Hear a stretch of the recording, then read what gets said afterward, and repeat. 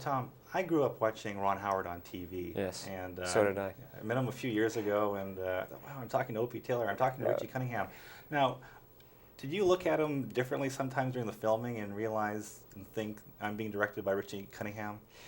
Well, you meet Ron Howard. He certainly goes beyond those characters, what he's created in his life, and I knew him prior. And I always, I grew up with him, and Happy Days was the coolest show to watch, and before that, Andy Griffith was.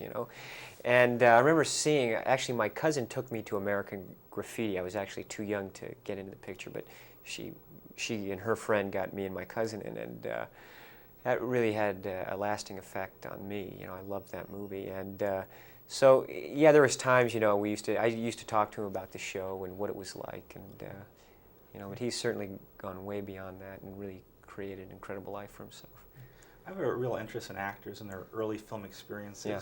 Now, you were in Endless Love. Mm-hmm. Now, what kind of impression did that early experience have on you about filmmaking? Confusion. I didn't know anything about it. They said, you better hit that mark or you're not going to be in the movie. And I didn't know what marks were. I didn't know anything about camera. And what's this guy sticking this tape in my eye for focus? And I didn't know what the hell was going on. Every actor, even not Oscar-nominated actors like yourself, have movies that they're not too happy that they made. Now, you did a film called Losing It. Mm-hmm. Now, how do you feel when you see that pop up on late night TV? I mean, did you learn anything from that experience? Oh yeah, it's not a matter of I don't have really any regrets of the pictures I've made. I did what I did, and I've learned from it. And every step of the way, it's been a real learning experience for me. And you learn a lot about movies. And when something like that comes on, you just I'm not ashamed of it. Everyone knows I made it. I know I made it, and you get a kick. Hearing about it. I feel obligated to ask a Tom and Nicole question. Absolutely. You've worked together before on Days of Thunder. Mm-hmm. Now, how is it different working on this film as opposed to the first one? Well, there are a lot of, with each picture, it's a different, it's a totally different story, and the characters are different. But, Nick is a great actress, and I think, with this character, she really, we even have more to do in this film than the last one, and it was great then, and it was even better working with her on this movie. I had a question about Days of Thunder. Sure. When that came out, you could have done a Top Gun sequel. I imagine it made millions of dollars.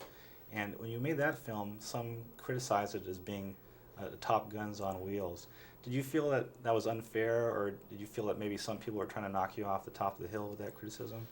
I don't know. I mean, people will say what they want to say. I can't control what they're going to say. But, I mean, the film certainly wasn't intended to be that by, in any means. And anyone who really knows anything about movies, didn't say that. Okay. Now, a lot of actors have mentor figures, or you learn something by working with a better-known actor or an experienced actor. Now, what did you learn from Paul Newman working with him on The Color of Money? Well, Newman is an incredible actor, and a man who he won his Academy Award in doing that movie, and he should have won it, 30 years ago. And you learn that he's had a very full life, and he's been doing this his whole life. And everything I've learned, I learned a tremendous amount of things from him, and a lot of it, what to worry about, what not to worry about, and I have a great respect for him. Okay. Part of your image is, you're a good-looking guy, and I think sometimes they try to sell the sex appeal aspect. But was there ever a time that you were worried that people might not look at that, they would look at that more than your acting ability? I was very fortunate. I mean, within the industry, I mean, people have always wanted to work, with me, and I've known that. You just have to keep getting better and better and better and better as an actor, and that was never an obstacle, really, never, Okay. A big problem.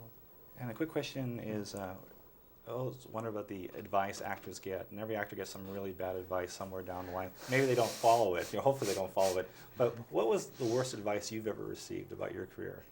I remember some guy, I went in and did a reading, and And I guess the worst advice I ever got is a guy looked at me and said, "So how long are you going to be in town?" I said, "Oh, you know, a couple of days." It's when I came out, first time I'd been in Hollywood. And he said, "Oh," you know, I thought, oh, maybe he's going to ask me to come back and read again. And he said, "Get a tan." You know? That's good. We'll use that for sure. Yeah.